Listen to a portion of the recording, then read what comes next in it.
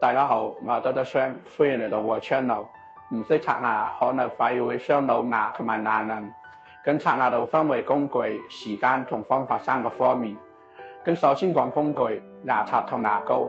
如果你唔打算同時用佢嚟刷牙，咁就唔好揀呢種刷毛太硬嘅牙刷，否則就可能會導致你牙齦萎縮、牙根暴露，而且對啲牙液酸甜都會變得好敏感。亦都唔可以揀啲太軟嘅，食物殘渣同埋牙菌都行唔落嚟。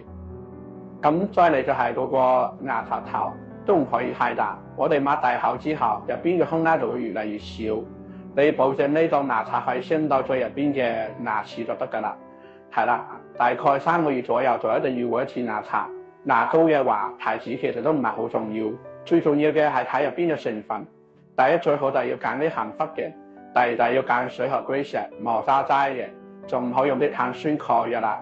呢種摩擦力太大，顆粒又大，反而就會將啲牙刷壞。最後都係建議用巴氏刷牙法，刷夠3分鐘左右。關注我，呵護你嘅口腔健康。